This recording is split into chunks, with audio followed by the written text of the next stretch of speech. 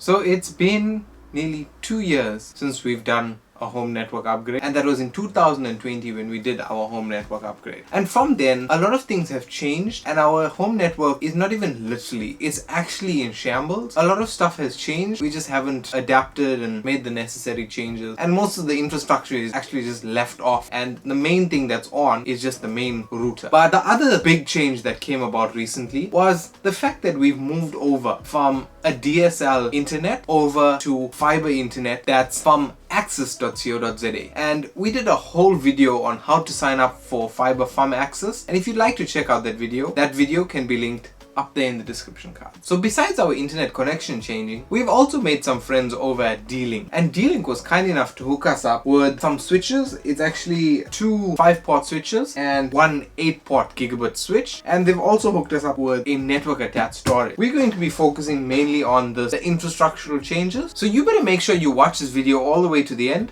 to find out how you can stand a chance of winning an amazing home network upgrade just like ours, which will include equipment from Dlink,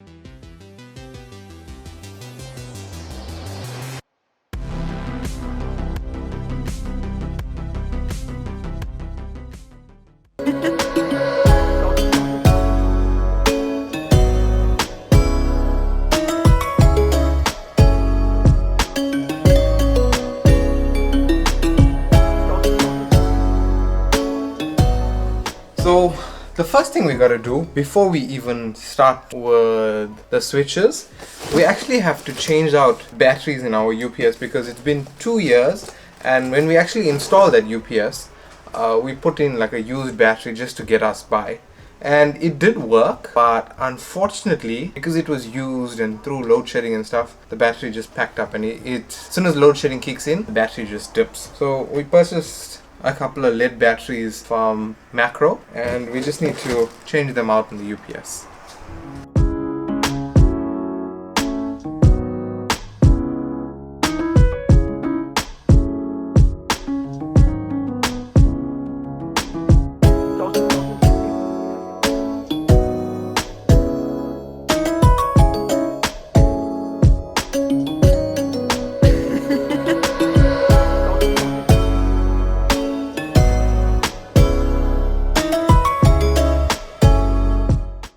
So if you guys would remember, we initially installed a little small grey UPS here, and what we've actually done, we've changed it from a small 12 volt UPS to a 24 volt UPS. 12 volt UPS worked fine and it kept the network up for about 2 hours, but we've decided to change it to the 24 volt UPS purely because besides just the fiber internet and all the switches, we're also going to be installing the NAS here, so we'd like the NAS to stay online as well for the duration of load shedding or whatever problem that we might have where we disconnect from mains power. After we changed over from DSL internet to fiber internet, we actually had like a dual kind of setup running where one UPS was just the DSL, and then we had our the Dlink DIR 825 router, which was our fiber internet. What actually happened, like 2 months after the fiber went live, we just disconnected it. Basically everything is just sat like that. Fiber is connected to the DIR 825 router, but now we're just going to make some changes here. So the biggest change is obviously that 8-port switch that we're going to install here. And the most asked question on the 2020 home network upgrade video, why are you installing a 48-port switch? The 48-port switch was the only thing that we've had, but now we're just going to be taking it out and changing it over to that 8-port switch. Disconnect some of the cables for now. So I neatened up a little bit, I put the ONT at the back, and I brought our router forward, and then now we're just gonna place our 8-port switch here. It's a little bit more smaller and easier to manage. We got a patch cable from port 1 on our ONT directly to the WAN port on the DIR 825 router.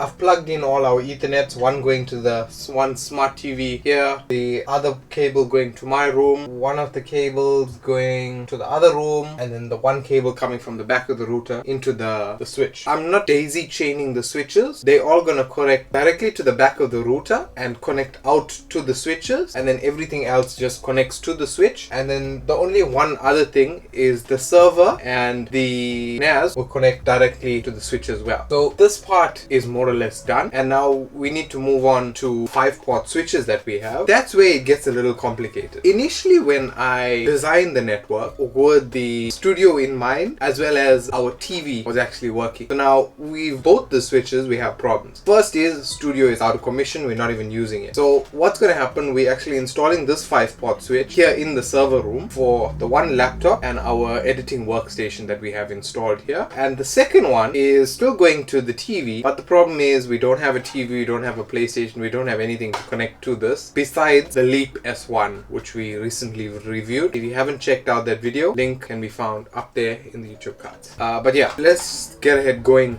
with this. So as you can see, there's like literally nothing here, and as I said in some of the previous videos, it was like the 19th of December or somewhere around that time. Lightning struck, besides just striking the telephone pole, it struck our DSTV dish. That blew up the decoder, and from the decoder, HDMI blew up the TV, shorted out the sound bar, the PlayStation. Everything is toast at the moment. We still have to install this here while we sorting out ourselves. We're just gonna put the switch here, and there's our cable coming from the router, and we're going to just patch it in here, install it here neatly. This cable, for the time being, we're going to run to the Leap S1, which is on the other side of the house.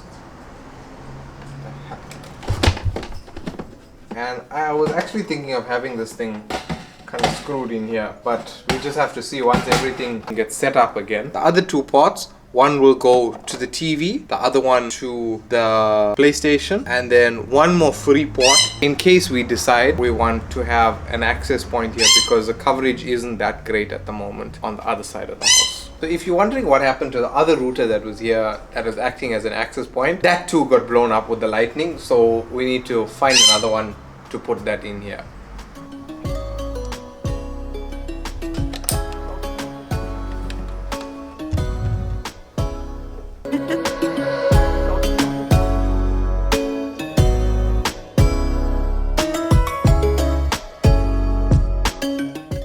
So yeah, that brings us to a somewhat conclusion of our home network upgrade. And I know it does seem like it's all over the place, but it's unfortunate because between the insurance company waiting to pay out and all the other nonsense, downstairs there's nothing, and then with the studio out, that too is nothing, and they just put the switches wherever we felt they might be needed. The main change was here is one more upgrade, as I told you, the NAS. But on to the most important part of this video. Standing a chance of winning your very own home network upgrade sponsored by Dlink. So what do you have to do to enter this competition? All you have to do is record a short video, no longer than a minute, showing us your current home network setup and let us know why you think you deserve to win that home network upgrade. And all you have to do is post that video to either Facebook or Instagram, and make sure you tag Dlink Southern Africa, you tag TechSceneZA, and you use the hashtag TechSceneHomeNetworkUpgrade for your chance to win awesome gear from Dlink. This competition will run for 3 weeks. All the information that you need about the competition can be found linked in the description. Make sure you make that video as creative as you can, but show us why you think